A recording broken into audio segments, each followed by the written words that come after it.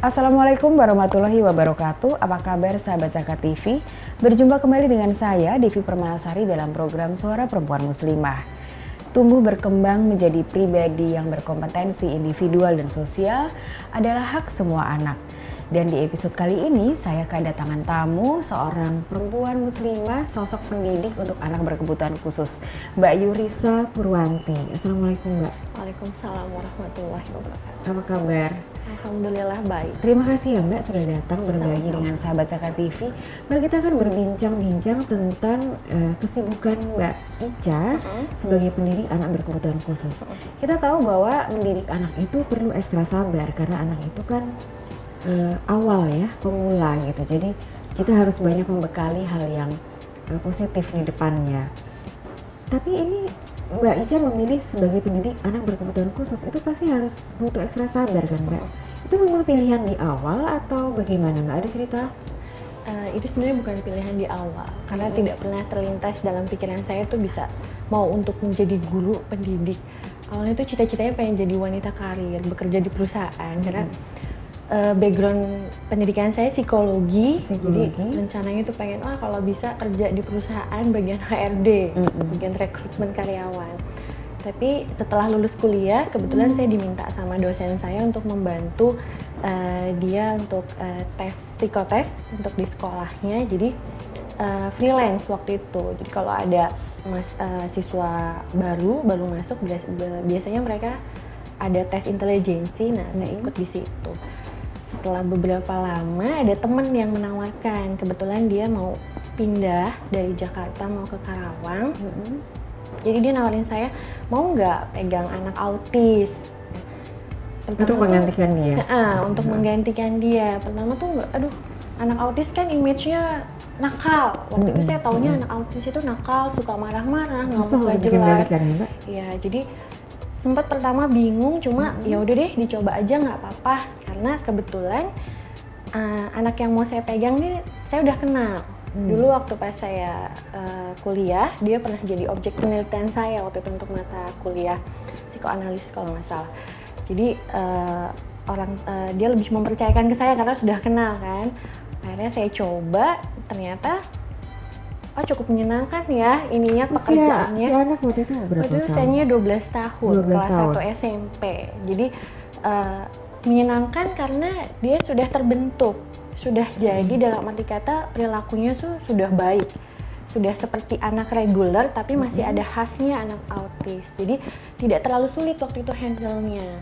Nah, ketika saya sudah mulai bekerja menjadi guru pendampingnya, ada tawaran lagi dari teman untuk mau nggak untuk home visit terapis. Boleh deh dicoba gitu kan, mungkin bisa jadi menyenangkan juga gitu. Akhirnya setelah dicoba, hari pertama megang itu anak, selesai pulang, usianya 9 tahun, laki-laki, lebih muda ya? Lebih muda. Kebetulan dia ternyata tipenya yang berat, belum bersekolah dan belum bisa bicara. Selesai terapi itu saya langsung dalam hati langsung bilang gini, besok saya mau mengundurkan diri, saya nggak mau lagi megang anak ini karena itu tantrumnya masih sangat dahsyat, masih yang fisik, mukul atau segala macem. Tapi setelah saya pikir-pikir, justru di sini loh tantangannya jadi terapis gitu kan. Achievement saya adalah ketika dia bisa nanti perilakunya berubah menjadi lebih baik. Akhirnya setelah saya coba dan ternyata perkembangannya makin kesini makin baik dan akhirnya mulai jatuh cinta sama pekerjaan ini gitu sebagai terapis dan guru pendamping. Nah Mbak, sebelum kita bicara bagaimana suka dukanya Mbak Ica jadi terapis atau guru pendamping itu tadi, anak autis itu apa sebenarnya ciri-ciri dasar mereka bagaimana? Sebenarnya ciri-ciri yang gampang sekali dikenali oleh orang tua adalah pertama eye contact. Jadi kita bisa lihat itu di usia 2 tahun. Di usia 2 tahun biasanya anak itu kan sudah punya jalur perkembangannya mulai dari 0, 3 bulan, 6 bulan, 9 bulan. Nah, ketika 2 tahun itu kan anak sudah mulai bisa berjalan seharusnya, sudah bisa berbicara, sudah bisa komunikasi walaupun bahasanya masih yang belum jelas komunikasinya. Nah, itu untuk mengetahui di awal anak ini teridentifikasi autis atau tidak itu dari eye contact sama bisa kita lihat dari cara dia berjalan. Biasanya kalau anak autis itu jalannya jinjit. tidak menapak di tanah. Karena bisa jadi gini, anak autis itu kadang-kadang ada yang sensitif terhadap sentuhan. Jadi ketika dia mungkin menapakkan kakinya di lantai, itu terasa sakit kalau semuanya. Jadi biasanya mereka jinjit kakinya. Jadi mereka lebih sensitif dibandingkan anak Iya, biasa. lebih sensitif panca inderanya, sentuhan, perabanya, terus pendengaran, ya pendengaran juga. Jadi bisa jadi mereka mungkin kita diskusi kayak gini nggak terlalu berisik ya Mbak menurut di sekitar kita, tapi bisa jadi menurut mereka itu udah bising sekali dan mengganggu. Kalau untuk mereka menatap sesuatu tadi disinggung bahwa tidak ada eye contact, itu apakah karena mereka ada silau begitu? Bukan ada silau, tapi gini, mereka anak-anak autis itu nggak bisa fokus terhadap sesuatu hal. Jadi makanya eye contact-nya tuh tidak se intens anak normal biasanya, anak reguler. Jadi mungkin anak biasa, anak reguler ketika kita ajak berbicara, dia bisa menatap kita lebih dari 5 detik. Tapi kalau anak autis, mungkin hitungan setengah detik pun cuma menoleh langsung balik lagi. Dan saya juga baca di beberapa literatur bahwa mereka senang sekali dengan benda-benda yang bentuknya khas begitu ya, kayak bulat atau gerakan-gerakan yang monoton seperti itu. Iya, Gitu. Karena gini, setiap manusia sebenarnya bukan cuma anak autis aja, kita pun punya obsesi terhadap sesuatu. Hanya saja kalau anak autis itu obsesinya berlebihan. Jadi mungkin mereka melihat sesuatu itu misalnya yang bulat itu lucu. Jadi akhirnya dia hanya menyukai benda-benda yang bentuknya bulat. Bisa jadi gini, anak autis itu dia mempersepsikan segala sesuatu itu berbeda Mbak sama kita. Jadi contohnya murid saya, dia melihat buah itu pisang. Kalau kita lihat buahnya itu kan panjang gitu, tapi dia bisa melihat itu sebagai monster. Jadi dia takut sekali sama sekali sama pisang. Nah Mbak, tadi Mbak Ica bilang bahwa Mbak Ica sebenarnya background pendidikannya psikologi dan Mbak Ica ingin kerja kantoran. Memang Mbak Ica kalau kita lihat sahabat Zaka TV, Mbak Ica ini sangat dibekali kesabaran. Dari cara bicara yang Mbak Ica juga sabar. Insya Allah. Tapi Mbak, metode khusus untuk anak autis itu kan pasti ada khusus ya. Dan Mbak Ica mempelajari itu untuk kembali sekolah lagi atau bagaimana? Kalau dulu pada saat saya berawal mula kerja di bidang ini, itu belum ada sekolah khusus untuk menjadi terapis. Jadi biasanya untuk menjadi terapis itu kalau untuk terapi bicara itu memang ada sekolah khususnya Mbak. Tapi kalau untuk kayak behavior terapi, karena anak autis itu kan membutuhkan beberapa macam terapi ya. Salah satunya itu bicara, behavior, SI atau okupasi. Kalau untuk behavior ini belum ada terapinya. Jadi Mbak Ica saya sambil berjalan saja. Saya belajar sama teman saya tadi yang menawarkan pekerjaan. Jadi dia treat saya dulu selama 1 bulan, dia persiapkan saya apa-apa saja yang harus dilakukan dan bagaimana cara menghadapi ketika dia tantrum, itu saya diajarkan dulu. Jadi sudah disiapkan dulu. Nah Mbak, nanti kita akan bicara panjang lebar lagi tentang bagaimana pada akhirnya Mbak Ica bisa mencintai dunia yang sekarang digeluti Mbak Ica. Satu lagi bersama kami di Suara Perempuan Muslimah.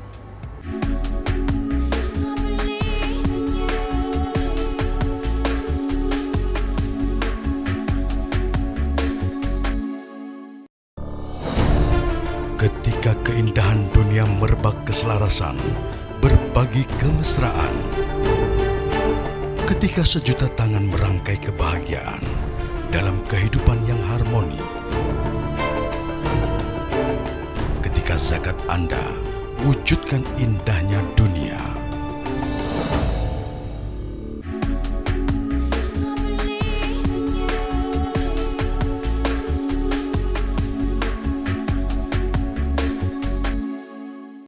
Sahabat Zakat TV, kita akan lanjutkan perbincangan kita ya Mbak Ica.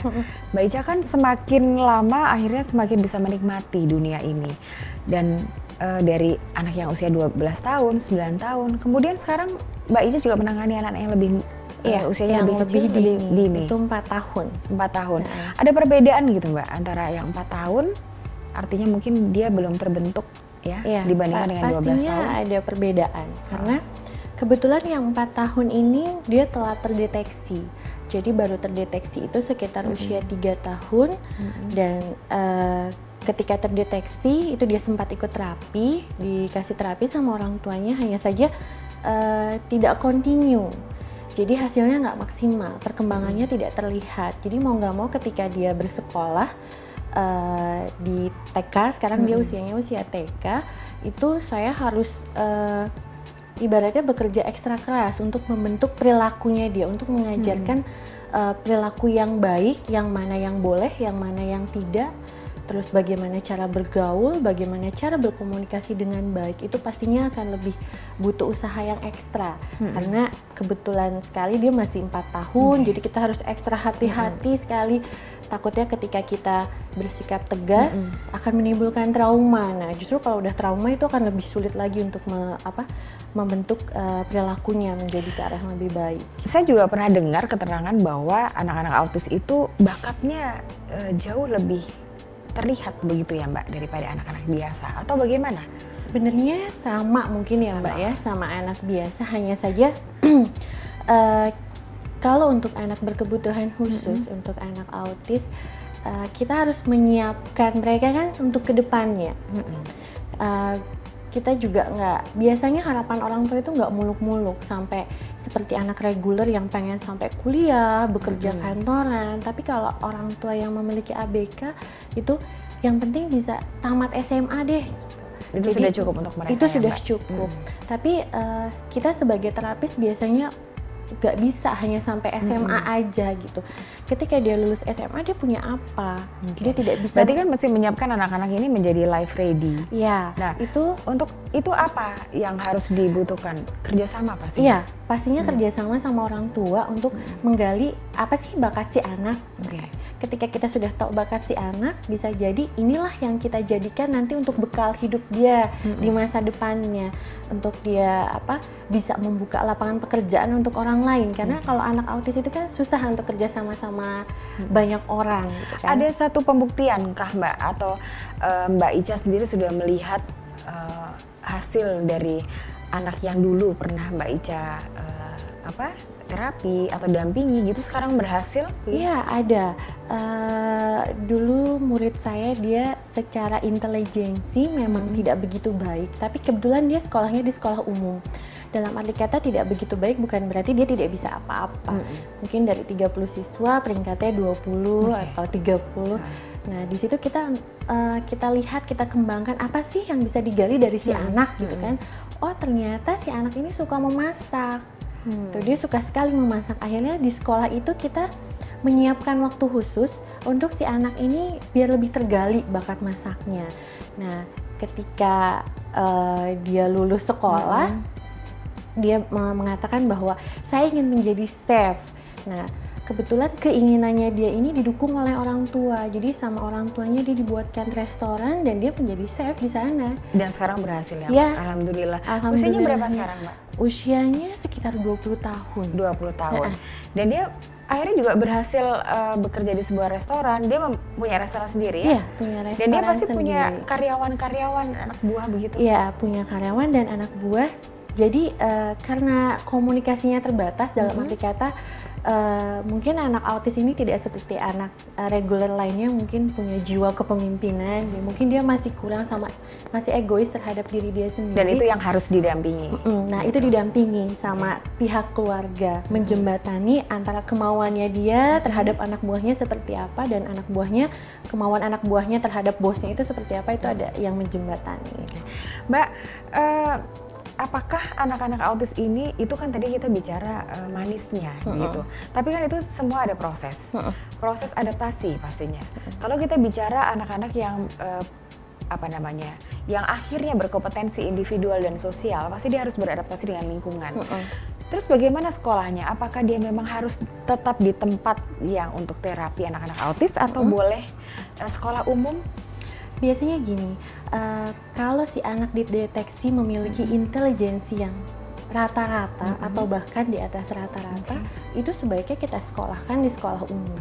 Karena satu, permasalahan anak autis adalah dia terhambatnya perkembangan sosial. Kalau dia disekolahkan di sekolah khusus, dia akan ketemu teman-temannya yang sama. perilakunya yang sama. Jadi perilakunya tidak akan berkembang menjadi lebih baik, justru bahkan bisa jadi lebih buruk. Nah, kenapa harus disekolahkan di sekolah umum? Ketika disekolahkan di sekolah umum, dia punya role model yang banyak. Anak-anak reguler. Nah, contoh-contoh kepribadian yang berbeda ya, Mbak? Ya, anak-anak reguler ini lah yang memberikan contoh. Bagaimana sih cara berkomunikasi dengan teman, cara bermain, gimana sih kalau lagi istirahat itu harus apa, kalau lagi belajar itu harus apa. Jadi memang sebaiknya itu harus di sekolah umum. Dan sebaiknya bagaimana juga menyiapkan anak yang biasa ini untuk menerima temannya yang berkebutuhan khusus, ada cara tersendiri, Mbak? Dari pemerintah sendiri ya Mbak, sebenarnya anak-anak berkebutuhan khusus ini dibolehkan atau justru sekolah-sekolah umum itu diwajibkan untuk menerima anak-anak berkebutuhan khusus di sekolah mereka. Hanya saja sumber daya manusia mereka nggak siap. Mereka tidak siap menerima anak berkebutuhan khusus dengan segala keunikan yang mereka punya. Nah, disitulah peran guru pendamping. Nanti Mbak kita akan lanjutin lagi bagaimana peran guru pendamping, yang mana ini juga mungkin kesibukan Mbak Ica sekarang gitu ya. Sesaat lagi bersama kami di Suara Perempuan Muslimah.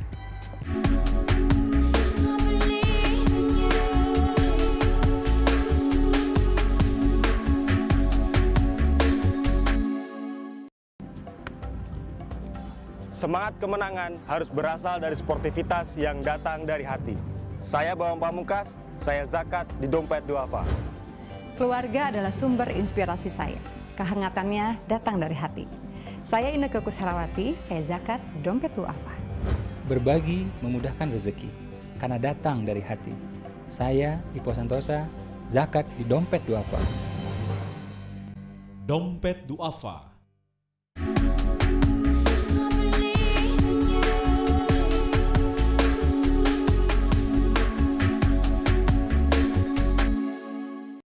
Sahabat Zakat TV, kita lanjutkan perbincangan menarik kita tentang anak-anak berkebutuhan khusus, dan Mbak Ica memilih dalam kehidupan ini untuk menjadi pendamping mereka ya Mbak.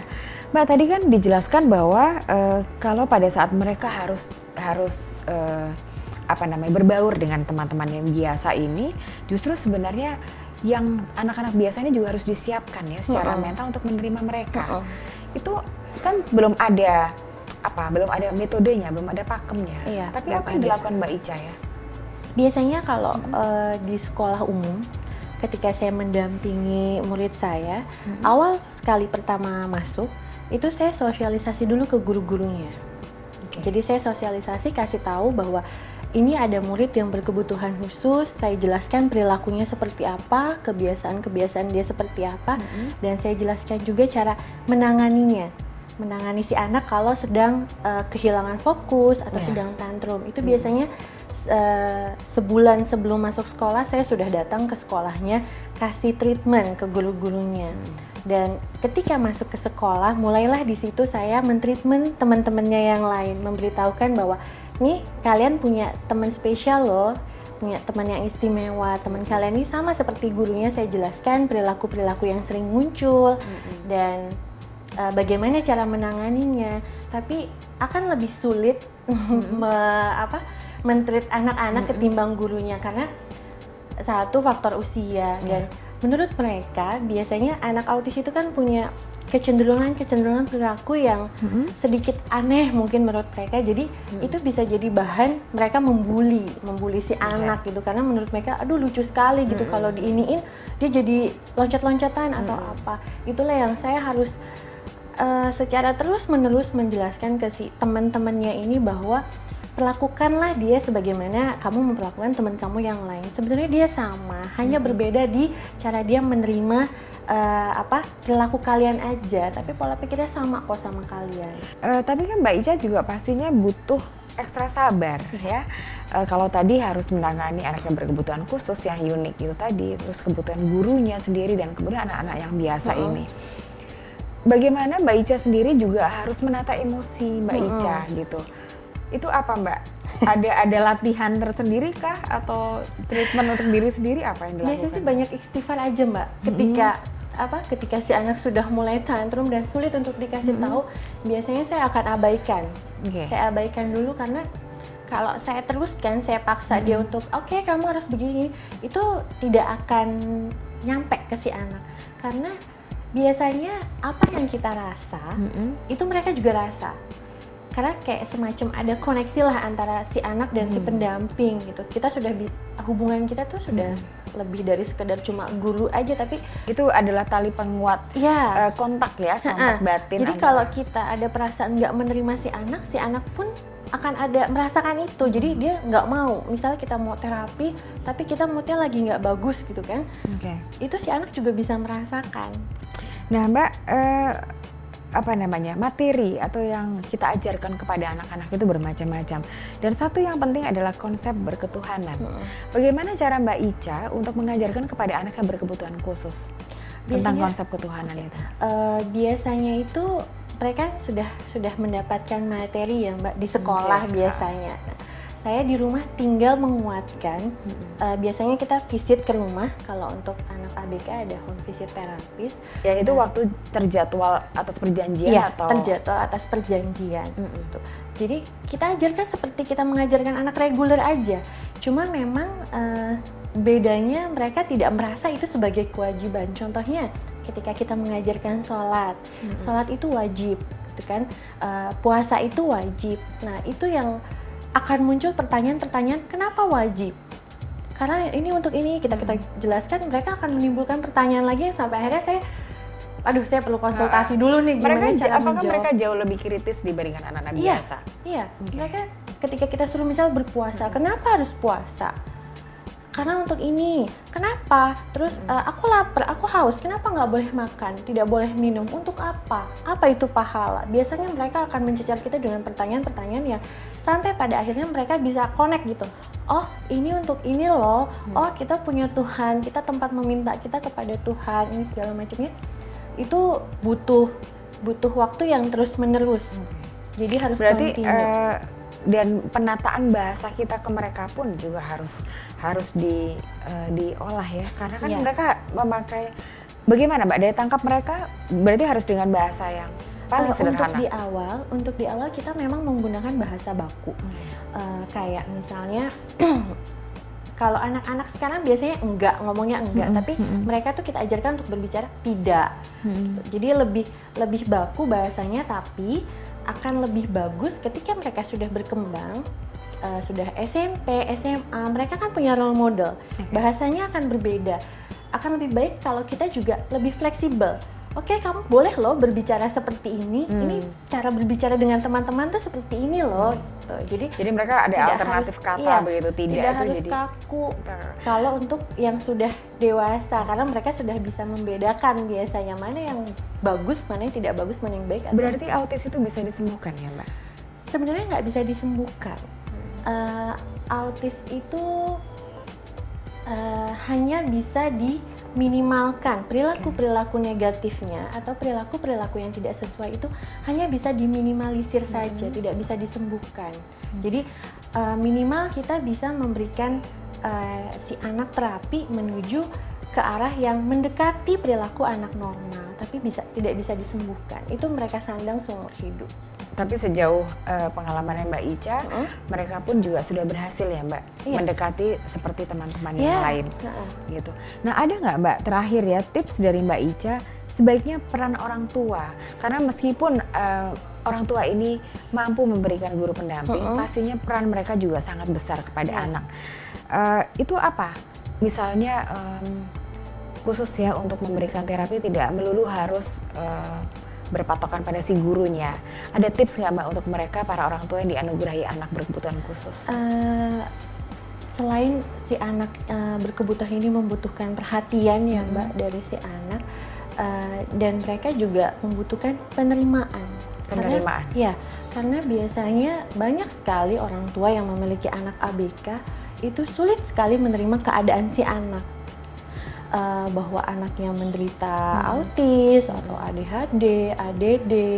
Jadi yang paling penting adalah penerimaan dari orang tua. Ketika orang tua sudah menerima keadaan si anak, akan lebih mudah menjalankan kehidupan bersama si anak ABK ini. Dan itu yang memberikan kesempatan mereka juga untuk akhirnya bisa berguna juga untuk orang lain. Iya. Tumbuh berkembang sebagai anak biasa ya Mbak. Terima kasih ya Mbak Ica sudah berbagi. Sama-sama Mbak Sahabat Diti. Zakat TV, anak adalah pemberian agung sebagai penerus bangsa. Berikan cinta kasih dan sayang kita kepada mereka karena itu adalah kesempatan mereka untuk dapat tumbuh menjadi pribadi yang baik dan berguna bagi sesama tanpa melihat kekurangan mereka. Terima kasih telah bersama kami. Terima kasih juga ya Mbak Sama-sama, Ica Mbak telah Diti. datang. Dan sampai berjumpa di episode mendatang dengan tamu inspiratif kita lainnya di Suara Perempuan Muslimah. Wassalamualaikum warahmatullahi wabarakatuh.